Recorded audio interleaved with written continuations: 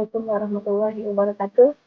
Salam sejahtera buat kita semua. Semoga kita selalu dalam lindungan dan limpahan rahmatnya. Pada video kali ini saya akan sharing ya mengenai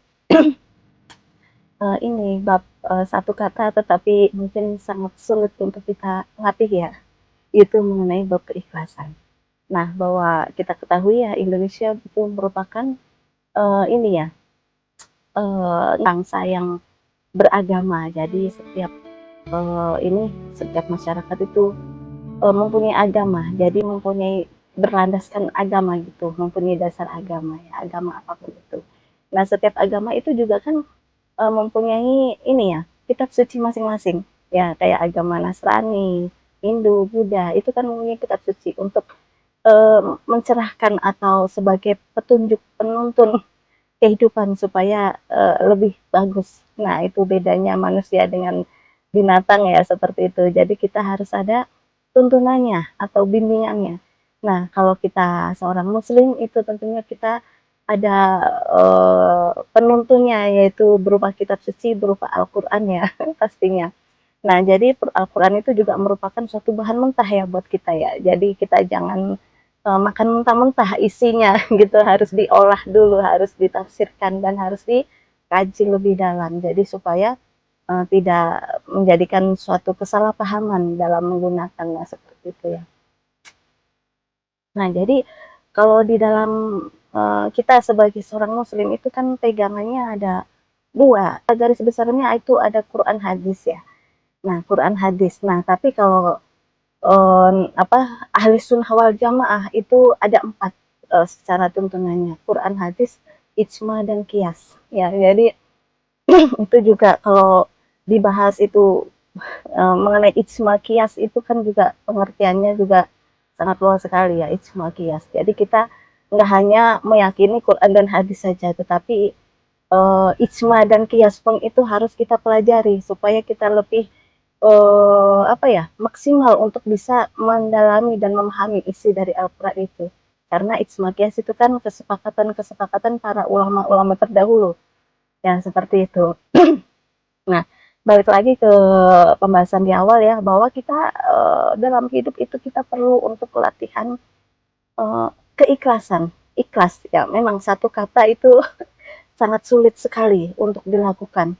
Sabar dan ikhlas ya, kalau kita nggak punya ilmunya juga itu sulit untuk kita ikhlas dan kita sabar. Sabar juga itu ada ilmunya, maka Allah juga menjelaskan bahwa Allah itu beserta orang-orang yang sabar. Innallaha ma'as sabirin. Sesungguhnya Allah itu beserta orang-orang yang sabar. Untuk menjadi orang yang sabar itu nggak gampang dan nggak mudah. Itu prosesnya sangat panjang sekali dan sangat sangat tidak mudah lah. Sangat penuh dengan duri-duri tajam, nah, seperti itu ya. Nah, begitupun ikhlas juga. Kita untuk latihan ikhlas itu tidak mudah dan tidak gampang. Itu juga harus ada ilmunya. Kalau kita nggak ada ilmunya untuk kita ikhlas, itu sulit untuk kita ikhlas. Nah, seperti itu ya. Nah, jadi setiap manusia itu kan punya keinginan, dan si Acil juga punya keinginan, apalagi kita udah dewasa, kita rumah tangga, punya keluarga, punya suami, punya anak, kita punya keinginan keluarga pun untuk kita. Ya, orang tua mungkin menginginkan anaknya nanti lebih baik, lebih bagus, dapat pekerjaan yang lebih bagus, kehidupannya lebih mapan ya. Mungkin ya seperti itu ya, banyak orang tua yang mengharapkan seperti itu. Setiap orang itu punya keinginan.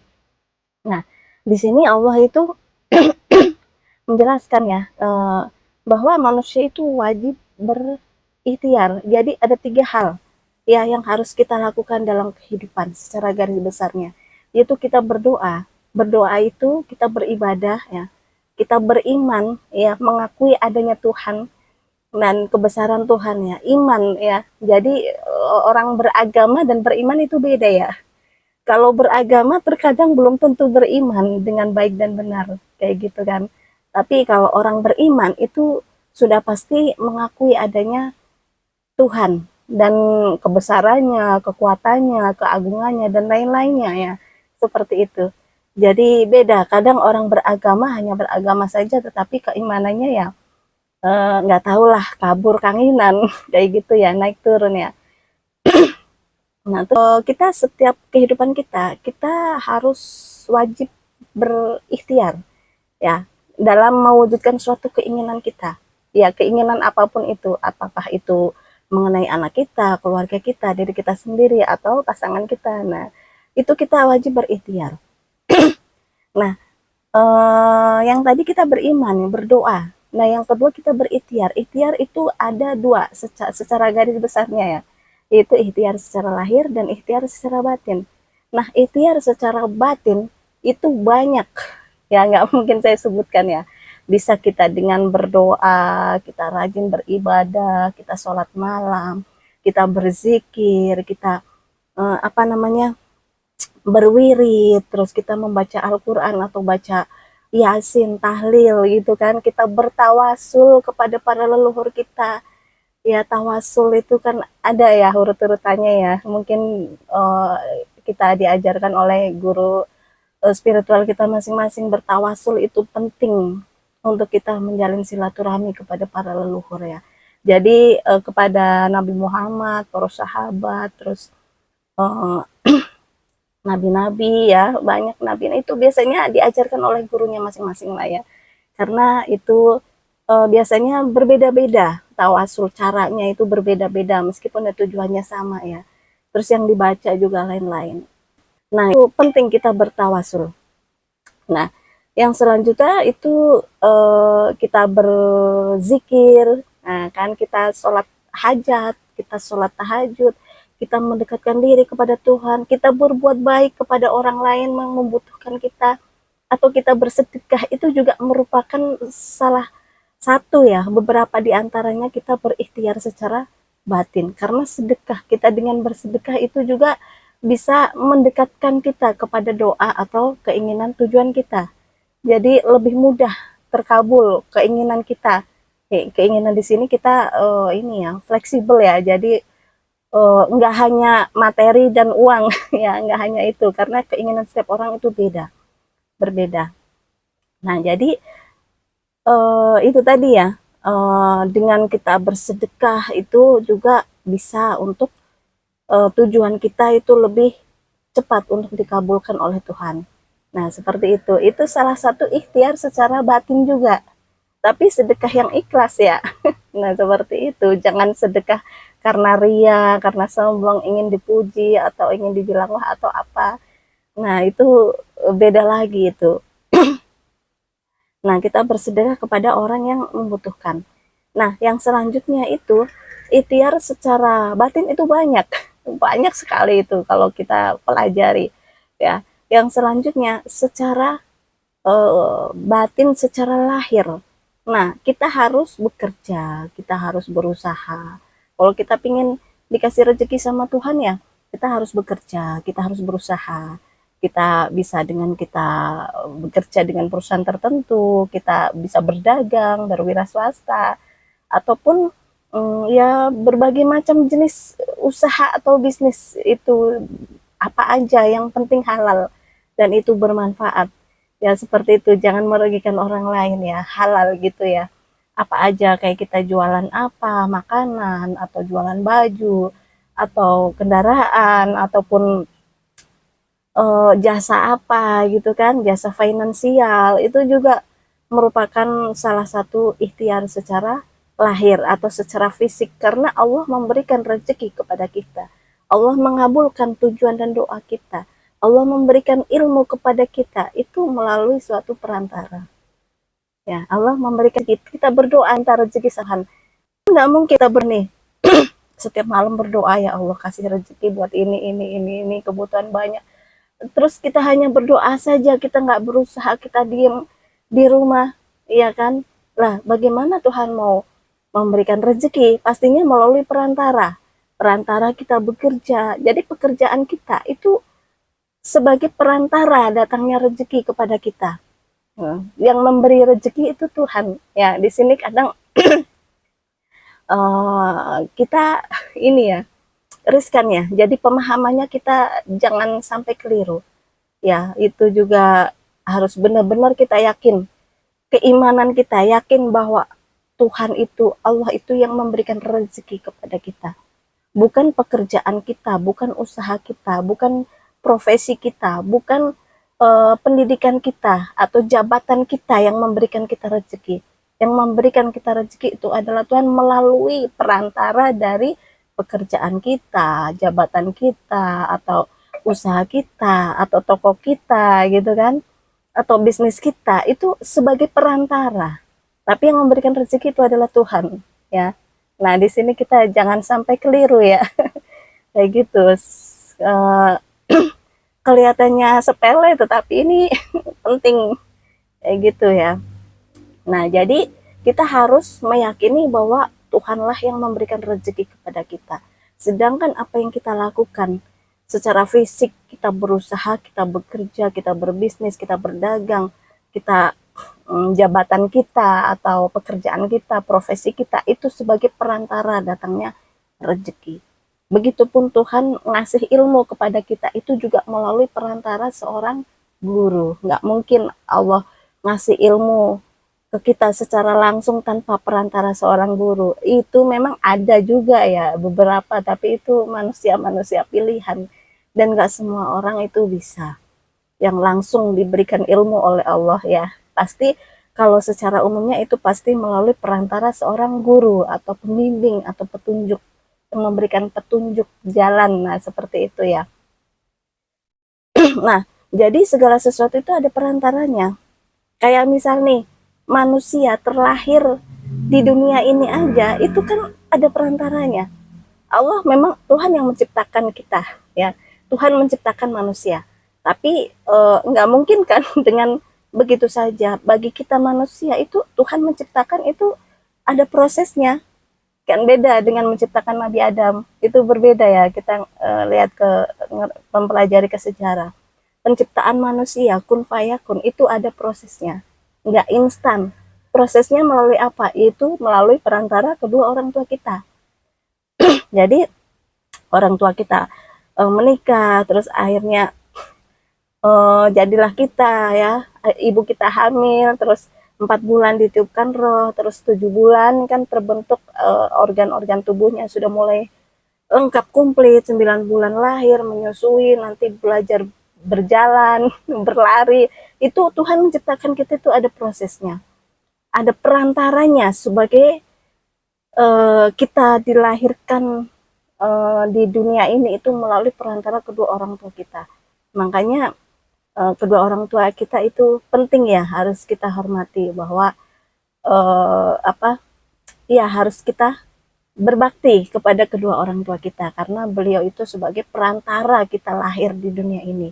Ya memang yang menciptakan itu Tuhan ya, tapi penciptaan manusia itu ada prosesnya, ada perantaranya juga. Nah, seperti itu ya. Nah, yang selanjutnya, karena Allah memberikan segala sesuatu itu melalui perantara, memberikan rezeki, memberikan ilmu, memberikan tuntunan ataupun bimbingan, memberikan segala sesuatunya itu kepada kita itu melalui perantara. Nah, makanya kita harus berusaha secara lahir, ikhtiar secara lahiriah dan secara batin, ya kan? Kalau kita bekerja tanpa berdoa, itu merupakan suatu kesombongan, ya kan? Bahwa kita nggak butuh Tuhan, kita nggak butuh berdoa, kita nggak butuh mendekatkan diri kepada Tuhan, itu adalah suatu kesombongan. Nah, jadi wajib ya kita berdoa, kita berikhtiar secara batin, dan kita berikhtiar secara lahir. Itu dua-duanya harus kita jalankan.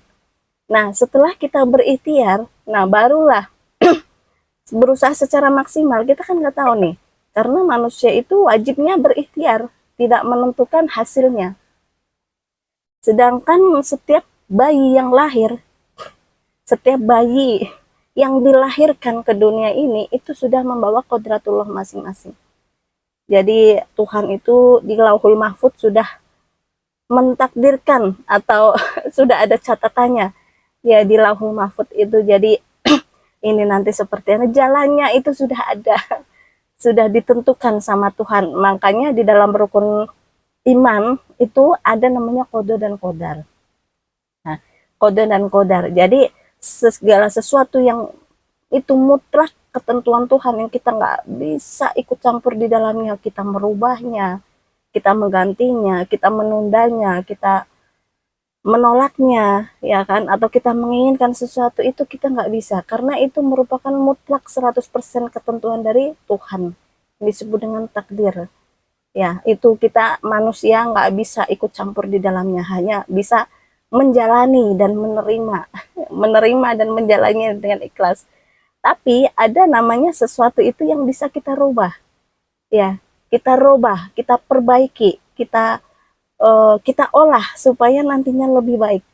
Kayak misal nih anak sekolah pingin nilainya bagus, ya jangan main terus, kita harus rajin belajar, harus berdoa, harus belajar, harus sering baca buku gitu kan, rajin, harus ke sekolah secara disiplin, jangan sering bolos, ya kan, seperti itu. Mungkin bisa mengikuti les-les tertentu. Nah itu kan ini ya, sesuatu yang bisa kita rubah. Jadinya nilainya jelek, kalau kita rajin ya jadi bagus. Nah, kalau kita rezekinya sedikit, tapi kalau kita rajin, kita berusaha maksimal, kita kerja keras, nanti Allah akan tambahkan rezekinya.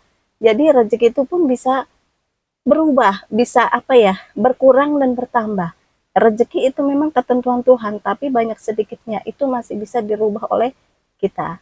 Nah, seperti itu ya. Tapi balik lagi, ketentuan hasil akhir itu adalah Tuhan yang menentukan. Nah, seperti itu ya. Jadi udah di luar kuasa kita sebagai manusia. Nah, di sini kita belajarlah untuk ikhlas, mengikhlaskan segala sesuatu yang ada, yang kita hadapi, yang kita lalui, ya, meskipun itu sesuai dengan keinginan kita ataupun bertolak belakang dengan apa yang kita inginkan, kita berusaha ikhlas. Kenapa? Karena ikhlas itu penting, sangat penting dalam kehidupan kita, ya kan? Karena Allah juga sudah menjelaskan ya di dalam setiap hari kita baca dalam sholat, inna sholati wa nusuki wa mahyaya wa mamati, bahwa sesungguhnya ibadahku, ya kan, bahwa sesungguhnya sholatku, ibadahku, sholatku, hidup dan matiku hanya untuk Allah. Nah, jadi itu berserah diri. Ya, setelah kita berikhtiar secara lahir dan secara batin, kita berserah diri. Atau di dalam bahasa Al-Qur'annya itu kita bertawakal, menyerahkan segala sesuatunya itu kepada Tuhan. Jadi nanti hasilnya bagaimana, prosesnya seperti apa, mau dikasih apa, mau jalannya apa, itu nanti udah terserah sama Tuhan. Kita pasrahkan 100%. Ya, nanti hasilnya mau dikasih apa, udah kita ikhlaskan. Karena kalau kita nggak mengikhlaskan, kita masih berpikiran, ah saya berusaha ini, saya ingin tujuannya ini.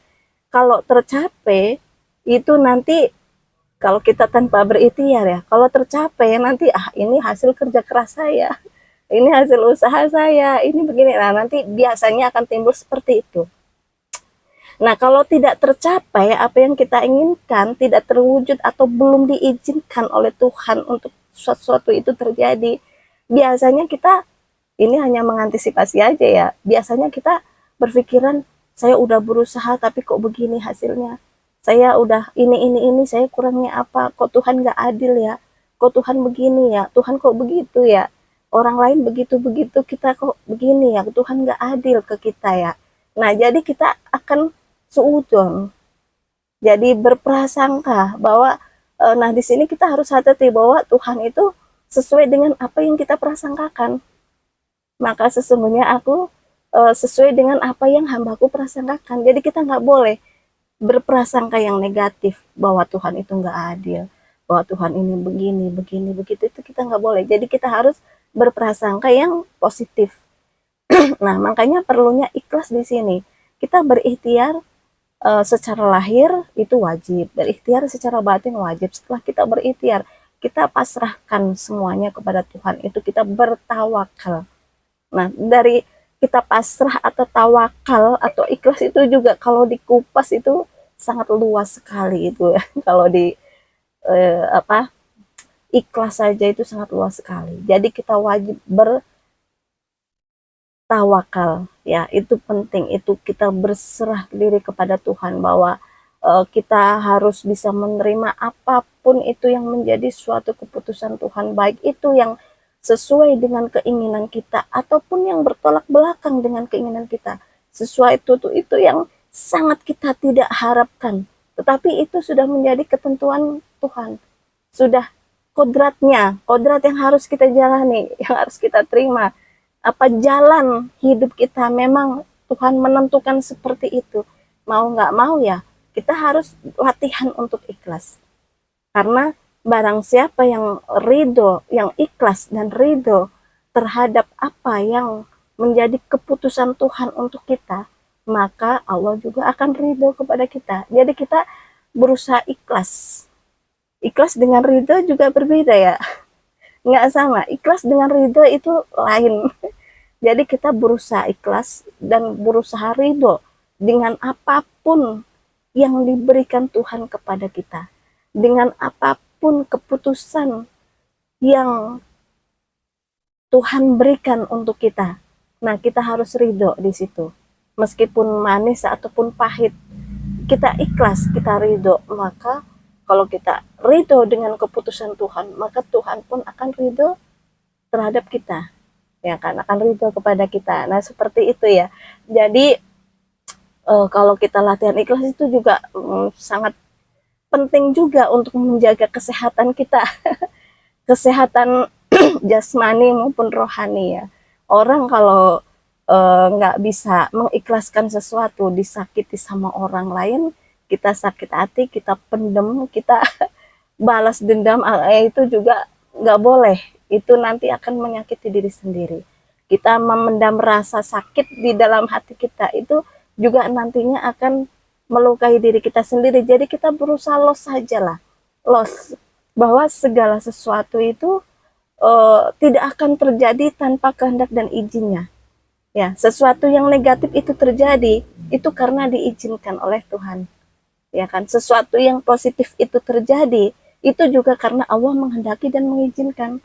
Nah, jadi kita balik lagi, semuanya memang apa, berasal dari Tuhan dan kembali kepada Tuhan. Ya, innalillahi wa inna ilaihi rajiun. Kita semua berasal dari Tuhan, ya, dari Allah, dan nantinya kita akan kembali kepada Tuhan. Innalillahi itu enggak sekedar diterjemahkan untuk orang yang meninggal saja. Setiap kehidupan kita juga harus paham itu, bahwa sesuatu yang kita miliki itu berasal dari Tuhan. Rezeki kita itu dari Allah, dan suatu saat itu juga nanti akan kembali kepada Tuhan. Anak kita itu adalah titipan dari Allah, suatu saat juga akan, yang namanya titipan, akan diambil oleh Tuhan, akan ada perpisahan.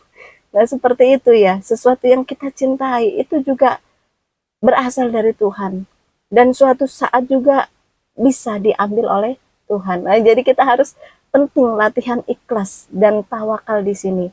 Tapi setelah kita berusaha secara lahir dan secara batin, ya seperti itu ya. Jadi itu sangat penting sekali, karena kita, misal kita disakiti sama orang lain, kita ikhlaskan. Kita maafkan, kita ikhlaskan. Kita memaafkan dan kita mengikhlaskan, itu sejatinya kita nggak memberikan kepada orang tersebut. Nih, maaf itu kita berikan, manfaatnya itu sejatinya itu untuk diri kita sendiri, bukan untuk orang lain sebenarnya. Jadi hati kita tuh losin saja. Kita disakiti ya udah, kita dilukai ya udahlah, biarin lah, kayak gitu. Tuhan kan nggak tidur ya, seperti itu. Kita difitnah ya kita ya biarin aja lah. Kalau fitnah itu nggak sesuai, nggak ada faktanya, itu nanti akan berbalik ke dirinya sendiri. Nah, seperti itu, bahwa kita harus yakin dan percaya bahwa Tuhan itu Maha mengetahui, Tuhan itu Maha adil, Al-Hakim, Maha adil, bahwa kebaikan dan kejahatan meski sekecil buah zarah itu pasti akan ada balasannya. Nah, seperti itu ya. Jadi di sini kita sangat penting sekali untuk belajar keikhlasan, kita berserah kepada Tuhan, dan kita bertawakal setelah kita berusaha secara lahir dan secara batin. Karena perjalanan hidup setiap orang itu berbeda, titik start setiap orang itu berbeda. Makanya kita jangan membandingkan kehidupan kita dengan orang lain. Tentunya berbeda pula, mereka startnya berbeda, titik awalnya itu berbeda. Nah, seperti itu ya. Jadi kita berusaha menerima apapun yang sudah diberikan Tuhan kepada kita, dan apapun yang menjadi keputusan Tuhan untuk kita. Kita berusaha ikhlas dan ridho. Nah, seperti itu ya. Jadi maka kalau kita ridho dan ikhlas dan ridho kepada takdir yang diberikan Tuhan kepada kita, maka Allah pun akan ridho kepada kita. Nah, seperti itu ya. Mungkin sementara itu ya yang saya sampaikan pada kesempatan kali ini ya. Semoga bisa bermanfaat buat kita semua ya. Mohon maaf jika ada kekurangan dan kesalahan. Sampai ketemu di video-video yang selanjutnya. Wassalamualaikum warahmatullahi wabarakatuh.